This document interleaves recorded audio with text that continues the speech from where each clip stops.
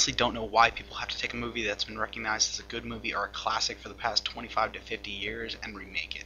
I understand trying to relate to today's audience, but I think the reason they worked out so well was because they took place in the 50s and 60s, not just because the story worked out. I mainly mention this for my latest review, The Day the Earth Stood Still, which is a remake of a similar movie by the same title made some 57 years ago.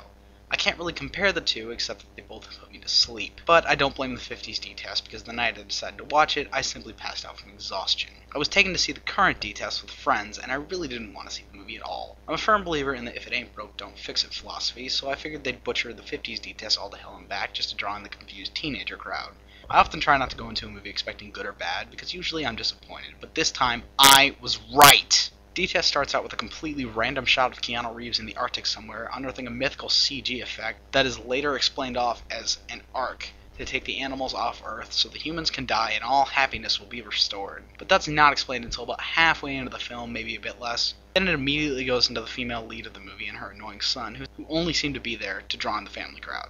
So then Dr. What's-Her-Face is loaded onto a helicopter to be told she has about an hour to save the world from something, that she's loaded onto another helicopter and flown around New York for that entire hour, which was completely unnecessary since the gathering of scientists was supposed to solve the problem, and instead they decided they'd sit around and play charades. Then the spacecraft lands, it's shot at, the robot appears. Now!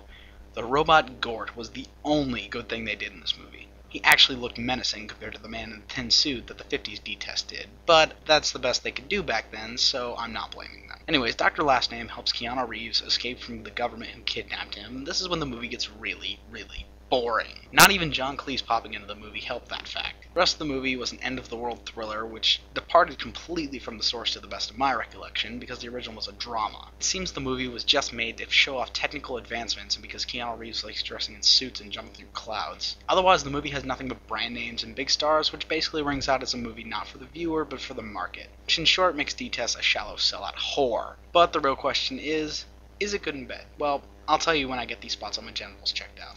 It's the end of the world as we know it. It's